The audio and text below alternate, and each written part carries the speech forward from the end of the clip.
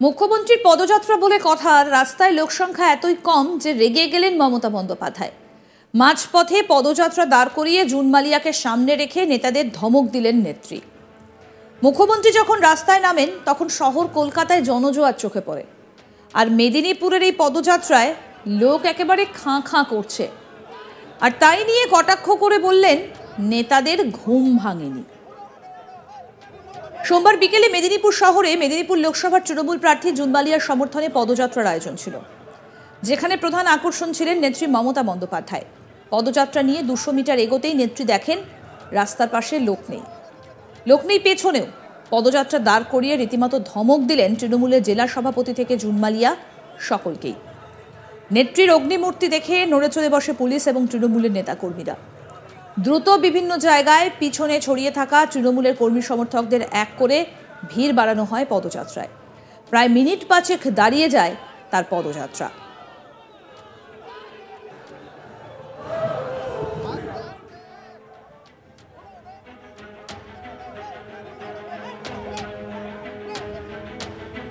বিজেপির পক্ষ থেকে দিলীপ ঘোষ বলেন, আমি প্রতিদিনই সকালে উঠে সবার আগে মানুষের ঘুম ভাঙাই, কিন্তু এখানে এক দিদিকে জেতানোর জন্য বড় দিদি এলেন, তার জন্য লোকই বের হলো না রাস্তায়। তৃণমূলের নেতাকর্মীদের ঘুমই ভাঙেনি। কি বলছেন বিজেপি প্রার্থী দিলীপ ঘোষ, শোনাবো। মেদিনীপুরবাসীর ঘুম ভাঙাতে হচ্ছে, সেই জন্য দুঃখিত।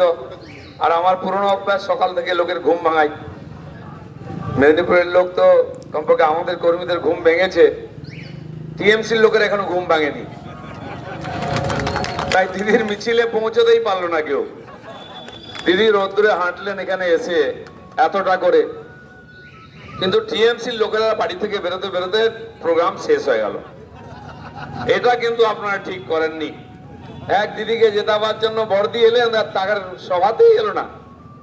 আমরা তো ভাবছিলাম যে বিরাট ভিড় হবে, রাস্তাঘাট জাম হবে। কোথায় কি, হাতি পাদে তো পাদে ফুস।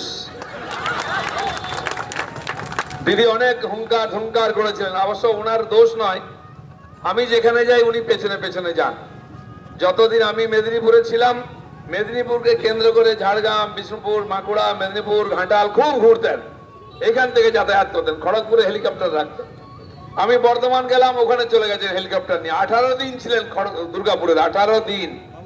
ওখানেও লোক রাস্তায় বেরোলো না। তারপরে ভাইপো গেলেন, ব্যাপারটা একই, টাইম ফিস। লোক বুঝিয়ে দিয়েছে, দিদি তোমার দিন গেছে। এই প্রসঙ্গে তৃণমূলের জেলা সভাপতি সুজয় হাজরা বলেন, লোক হয়েছিল ঠিকই, কিন্তু মিসকমিউনিকেশনের ফলেই সমস্যা হয়েছে। সময়ের আগে পরে যাত্রা শুরু হয়ে গিয়েছিল। বহু মানুষ কলেজ মাঠেই আটকে রয়ে গিয়েছিল পুলিশের কারণে, তাই সকলেই পদযাত্রায় সামিল হতে না পেরেই পরিস্থিতি তৈরি হয়েছিল। কি বলছেন তৃণমূলের জেলা সভাপতি সুজয় হাজরা, শুনবো। আপনারা যখন দিদি লাস্ট হেলিকপ্টার করে বেরিয়ে যাচ্ছে, কলেজ মাঠে কি গিয়েছিলেন? কত সংখ্যক লোক আছে সেটা দেখেছিলেন? প্রথম হচ্ছে যে দিদির আসার কথা ছিল 4টের সময় মেদিনীপুর, সেটা 3:30টায় শুরু হয়েছে। দিদির আসার কথা ছিল চপারে, দিদি বাই কারে এসেছেন। দিদি বাই কারে আসার জন্য বিভিন্ন মোড়ে Z+ ক্যাটেগরি তিনি যেহেতু নিরাপত্তা পান, তার নিরাপত্তার দিকে লক্ষ্য রেখে বিভিন্ন মোড়গুলোকে ব্লক করে দেওয়া হচ্ছে। ফলে আমাদের দলীয় কর্মীরা তারা সঠিক সময়তে এসে উঠতে পারেননি। সেই কারণে আপনারা দেখবেন যে এই সভা শেষ হওয়ার পরে এই কলেজ মাঠটা পুরো ভর্তি হয়ে গেছে। আর যারা নিরাপত্তার দায়িত্বে ছিল মেন শহরের মধ্যে, তাদেরও কোথাও কমিউনিকেশনের অভাব ছিল। ফলে লোকগুলোকে দেখবেন যে গান্ধী স্ট্যাচুর বাইরে 4000 লোক দাঁড়িয়ে আছে, পুলিশ সেখানে আটকে রেখে দিয়েছে। আবার একটু আগে স্টেট ব্যাংকের ওখানে 2000 লোককে দাঁড়িয়ে আছে। অর্থাৎ পুলিশের যারা নিরাপত্তা দায়িত্বে ছিলেন তাদেরও কোথাও একটা মিসকমিউনিকেশন ছিল।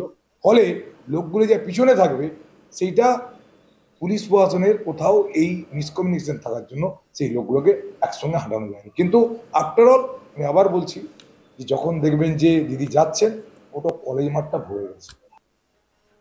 আমাদের প্রতিনিধি শাহজাহান আলী কি প্রতিবেদন তুলে ধরলেন, শুনবো।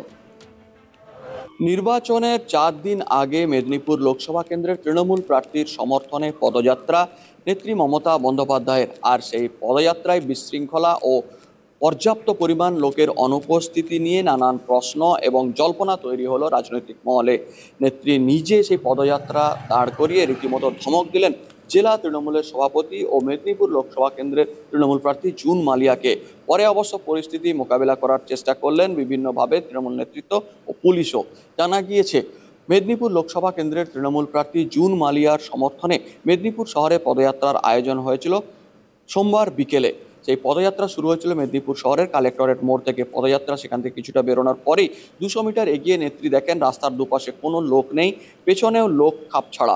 এরপরই তিনি কেরানীতলার প্রবেশের আগেই রাস্তায় দাঁড়িয়ে যান এবং ধমক দেন সঙ্গে থাকা তৃণমূলের জেলা সভাপতি সুজয় হাজরা ও প্রার্থী জুন মালিয়াকে। লোক না থাকা নিয়ে রীতিমতো ফাঁপড়ে পড়েন তারা। সঙ্গে সঙ্গে ব্যাখ্যা দেওয়া হয় যে পুলিশের বিভিন্ন রকম ব্যারিয়ার ও বিভিন্ন কারণে বিভিন্ন তৃণমূলের যে সমস্ত কর্মী সমর্থকরা উপস্থিত হয়েছিলেন তারা বিভিন্ন জায়গায় পিছনে রয়ে গিয়েছে। দ্রুত সেখানে নেত্রী যেখানে দাঁড় করিয়ে দেন তার পদযাত্রা এবং তারপরে প্রায় 5 মিনিট পর পিছন থেকে ছুটতে ছুটতে হাজির হয় তৃণমূলের কর্মী সমর্থকরা। দড়ির দুপাশে আস্তে আস্তে এগোতে থাকে তৃণমূলের নেতাকর্মীরা। কিছুটা মেকআপ দেওয়ার চেষ্টা করেন তৃণমূলের জেলা সভাপতি সহ অন্যান্য নেতৃত্বরা। তবে এই ঘটনা নিয়ে রাজনৈতিক জল্পনা তৈরি হয়েছে। বিজেপির পক্ষ থেকে দিলীপ ঘোষ কটাক্ষ করে বার্তা দিয়েছেন যে আমরা প্রতিদিন সকালবেলা হলেই বিভিন্ন জায়গায় সভা করি, কিন্তু তৃণমূলের নেতাকর্মীরা তারা দিদির সভাতে জুটতেই পারলেন না। এক দিদিকে জেতাতে বড়দি উপস্থিত হলেন মেদিনীপুরে, আর তার সমর্থক লোকেরাই উপস্থিত হতে পারলেন না। তার এই সভা ফ্লপ বলে দাবি করেছে বিজেপি। যদিও তৃণমূলের পক্ষ থেকে জেলা সভাপতি সুজয় হাজরার দাবি এটা অন্য কিছুই নয়, মিসকমিউনিকেশন হয়েছে। পুলিশের কড়াকড়ির কারণে সমস্ত তৃণমূলের কর্মী সমর্থকরা উপস্থিত হতে পারেনি পদযাত্রায়। বেশিরভাগ মানুষই হেলিপ্যাড এবং মেদিনীপুর কলেজ মাঠে উপস্থিত রয়ে গিয়েছিলেন। তারা বুঝতে পারেননি কোন দিকে যাবেন। ফলে এবং তার আরও দাবি যে নেত্রী সময়ের আগেই এই পদযাত্রা শুরু করেছিলেন, ফলে বিভ্রান্ত হয়ে গিয়েছিলেন তাদের কর্মী সমর্থকরা, তাই পদযাত্রায় সামিল হতে পারেনি। এটাতে অন্য কিছু দেখছেন না তারা। তা হলেও সব মিলিয়ে নেত্রীর এই শেষ মুহূর্তের পদযাত্রাতে বিশৃঙ্খলা নিয়ে রাজনৈতিক ফায়দা তোলার চেষ্টা করছে বিজেপি। মুখ্যমন্ত্রীর পদযাত্রা বলে কথা, আর রাস্তায় লোকসংখ্যা এতই কম যে রেগে গেলেন মমতা বন্দ্যোপাধ্যায়। মাঝপথে পদযাত্রা দাঁড় করিয়ে জুন মালিয়াকে সামনে রেখে নেতাদের ধমক দিলেন নেত্রী। মুখ্যমন্ত্রী যখন রাস্তায় নামেন তখন শহর কলকাতায় জনজোয়ার চোখে পড়ে, আর মেদিনীপুরের এই পদযাত্রা একেবারে খা খা করছে। সেটা নিয়েই কটাক্ষ করে বললেন নেতাদের ঘুম ভাঙেনি। কি বলছেন দিলীপ ঘোষ, শোনাই আরেকবার। মেদিনীপুরবাসীর ঘুম ভাঙাতে হচ্ছে, সেই জন্য দুঃখিত। আর আমার পুরনো অভ্যাস সকাল থেকে লোকের ঘুম ভাঙাই। মেদিনীপুরের লোক তো কমপক্ষে আমাদের কর্মীদের ঘুম ভেঙেছে, টিএমসির লোকের এখনো ঘুম ভাঙেনি। তাই দিদির মিছিলে পৌঁছতেই পারলো না কেউ। দেখতে থাকুন আজ তাক বাংলার ইউটিউব চ্যানেল, সাবস্ক্রাইব করুন।